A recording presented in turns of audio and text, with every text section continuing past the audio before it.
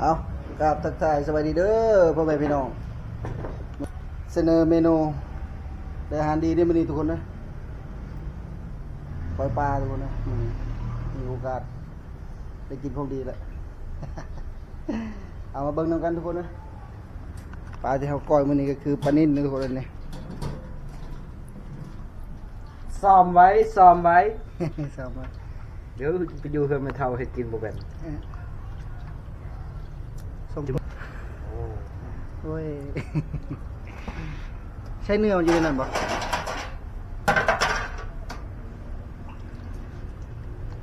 นี่ทุกคนนี่ได้ผู้เห็ดก็ได้คนเก่าจอเดิมเท่านั้นแหละเบิ่งหน้าดีๆลูกเอ้ย อารินตะ ทักทายสวัสดี FC เขาดูลูกเถื่อ นี่เด้อ FC เด้อนี่เด้อนี่เด้อนี่ เขาคิดฮอดคิดถึงก็มีได้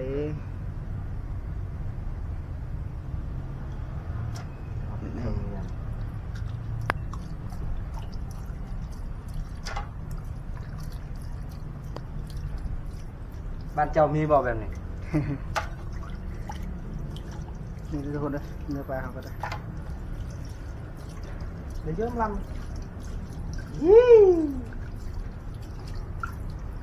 รินตะอะไรต่าง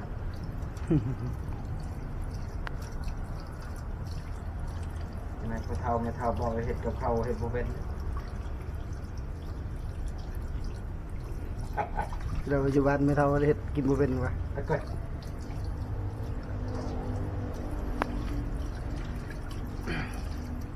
ฝากตัวแกซื้อทุกคนนะปลาก็ได้บุมีเวลาไปซื้อเองนี่แหละเมนูมื้อนี้ก็ได้ไปก้อยปลาเขา แม่ชื่นใจไปว่าน้องอยู่น้องผม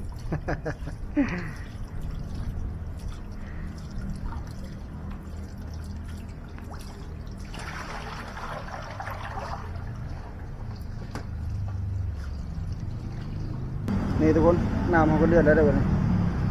เดี๋ยวเอาปลาใส่ก่อนนี่ปลาครับเอาลงทีเดียวเลยนี่ทุกคนนี่โอ้ตัวใหญ่ทุกคนนะปลาเนี่ยโตๆนะ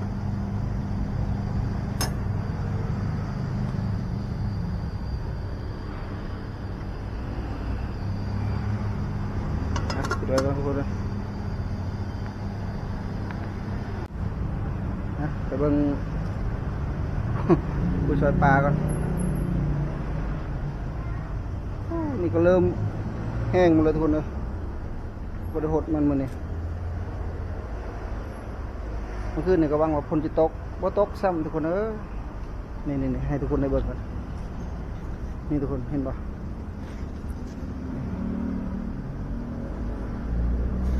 นี่คือมือเดือปลาเลยทุกคนนะมือเดือปลานี่ทุกคนตัวน้อยๆ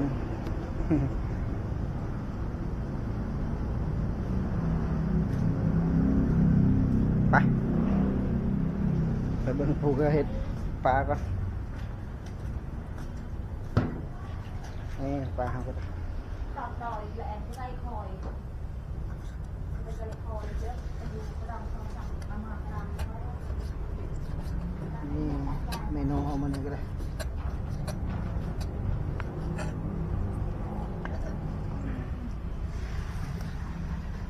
ปล่อยปลาเลยทุกคนนะ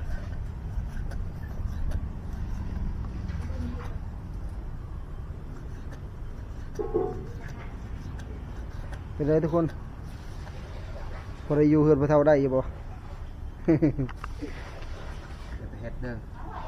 กินบ่เป็นนะ ดุเอ็มอนี่ทุกคนนะขยันในเรื่องเหตุงานเหตุการณ์กับข้าวกับน้ำก็ บ่เป็นเฮ็ดหยังจะย่าง เป็นแต่กิน นี่แหละ มาติดต่อมาเลยทับกินด้วยมันทำเห็ด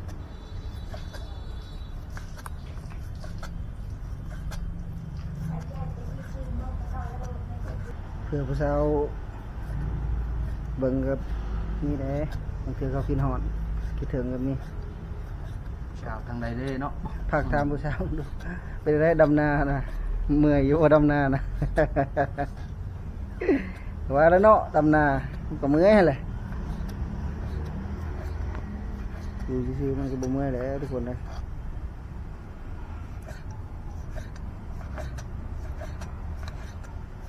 ในเมนูของมันนี่ก็ได้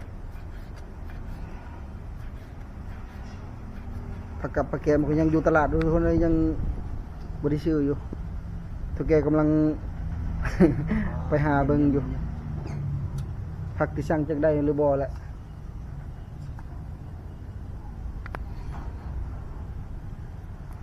นี่อ่ะให้ทุกคนเบิ่งบรรยากาศพร้อมนี่เห็นแล้วทุกคนนะบรรยากาศเย็นๆ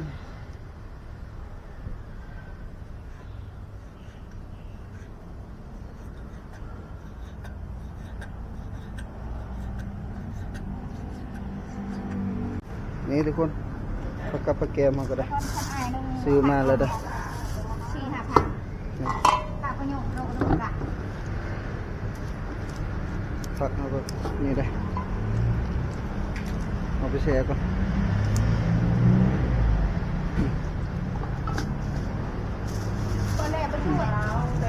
มีผักกันจองนะทุกคนนะ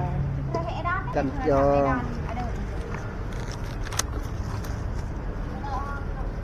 นี่เป็นผักสะระแหน่ผักติ้วทุกคนนะมีเห็ดบดนำในทุกคนมาเลยนี่เห็ดบดอ่อนนี่ซื้อมานี่ Salah ya. Tahu praktek. เดี๋ยวเอาผักเอายังไปล้างกันทุกคนเลย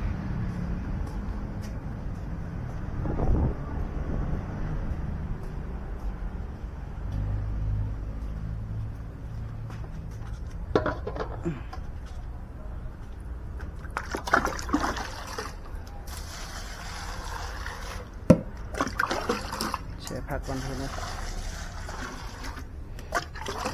แช่น้ำก่อน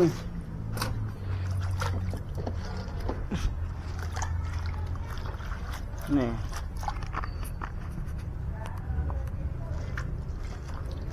นี่อันนี้คือผักกันจองทุกคนเลยนี่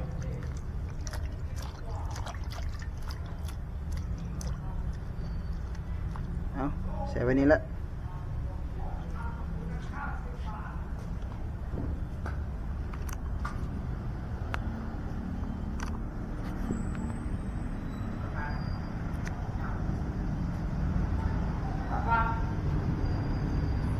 นี่เมนูปลากอยของมันเนี่ยได้กอยปลาของมันเนี่ยได้นี่มะนาวทุกคนมาเป็นส่วนเลยไปนะเดี๋ยวมันจะกอยปลาเขาได้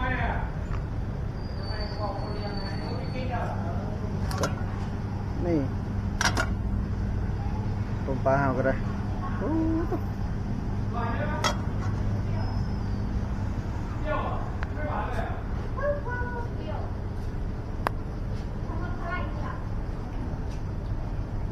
นะทุกคนทำการบีบมะนาวได้ไปเลย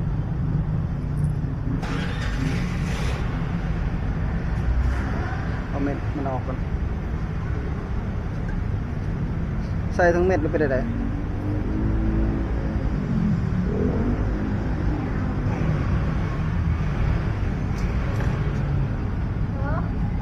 นี่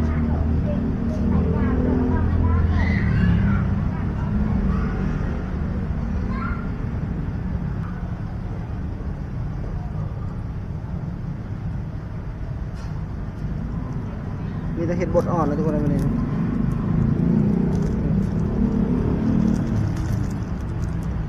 นี่จะได้ละขีดหนึ่งอ่ะ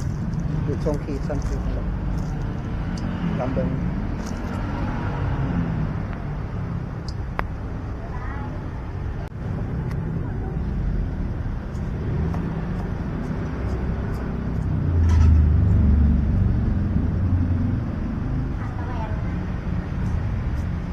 ซอยผักเยอะทุกคนนะ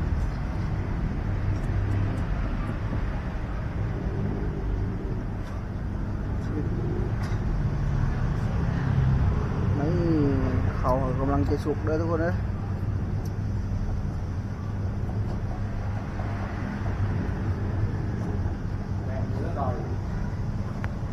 นี่คือแกงเห็ดทุกคนนะมืดในจังมาเดี๋ยวเปิดไฟกัน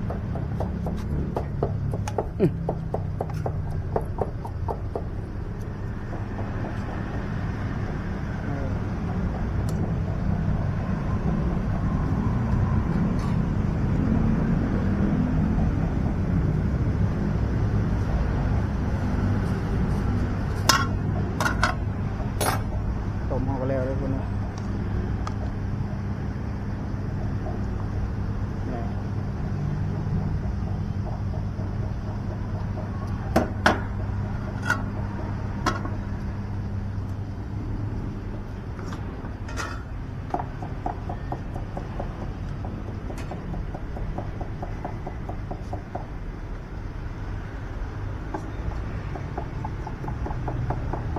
คือเลย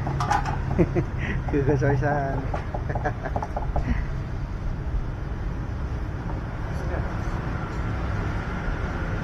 Chai cái tết, đỡ lấy nhau chai một. อะไรเจ็ดเดี๋ยวทุกคนนะมากันปรุงแล้ววันนะ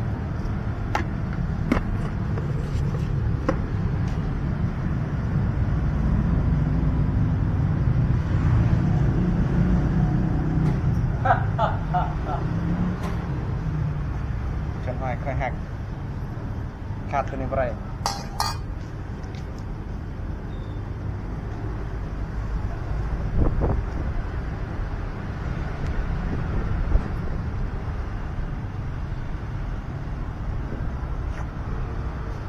น้ำปลาลงไป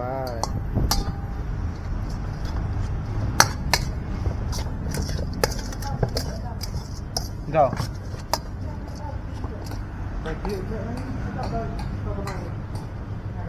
นี่ต้นข้าวของกูสุกเลย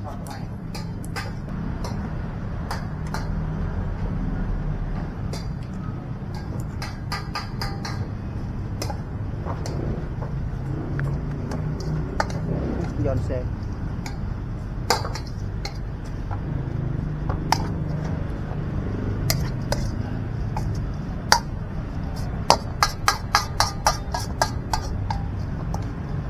ใส่ผักลงดู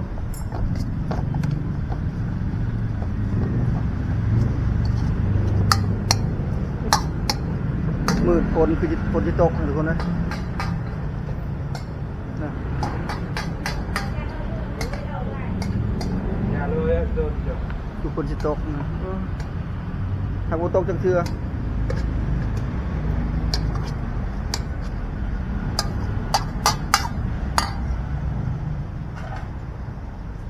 นี่เขาครัวเลยเด้ตอนนั้นแหละ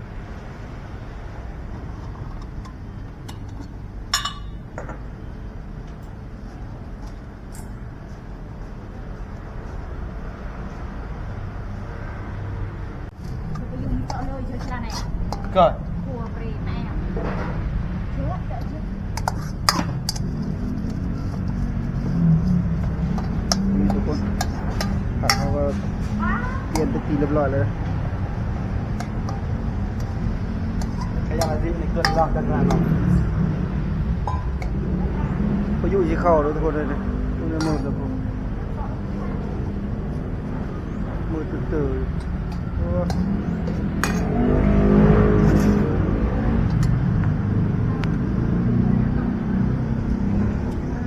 เห็นนะโอเคปะ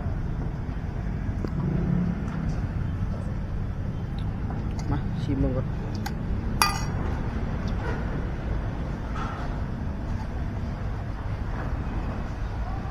ชิมคำยังไงเลยทุกคนโอ้พายุเข้าทุกคนเลยนะอ่ะ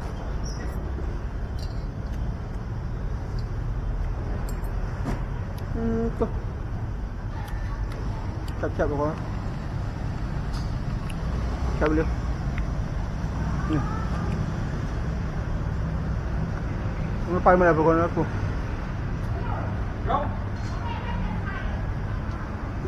Con rau. พายุเห็นแล้ว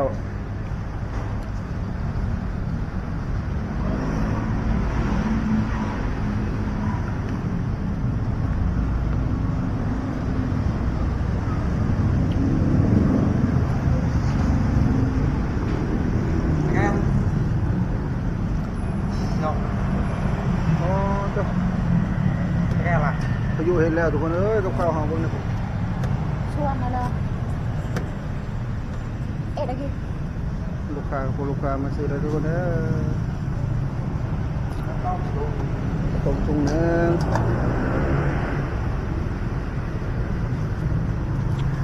นี่ทุกคนกระต้มเอาไปแล้ว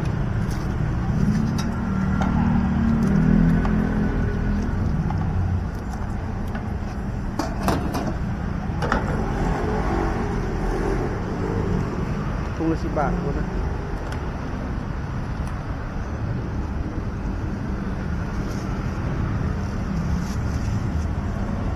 แกงส้มทุกคนก็ต้น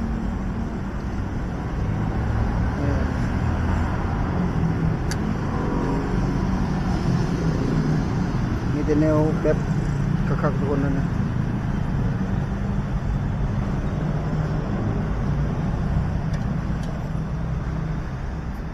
นี่จะเป็นของนาราดครับทุกคน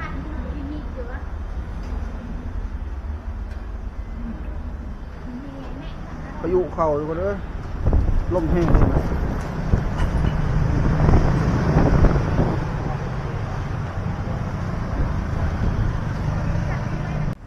อุ้ยกินมาแข่งอะไรที่ใน เป็ด แอร์ คนเลย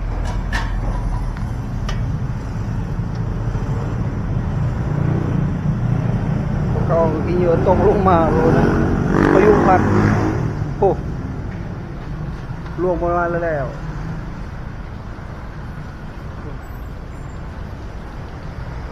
พายุเห็ดแล้วบ้านนี้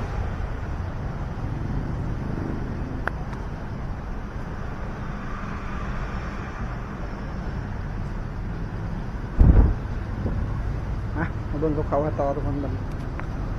นี่กับเขาห่อก็แล้วแล้วบัดนี้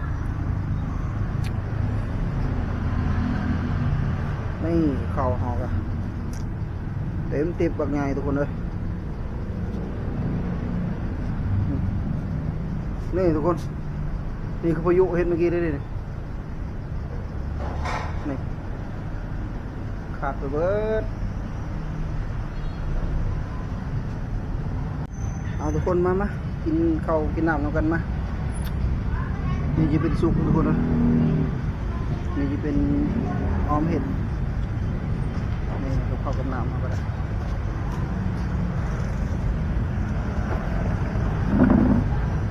นี่มาแซ่บๆนำกันนี่กับปลาแกมเอาก็ได้เอาลงมือดู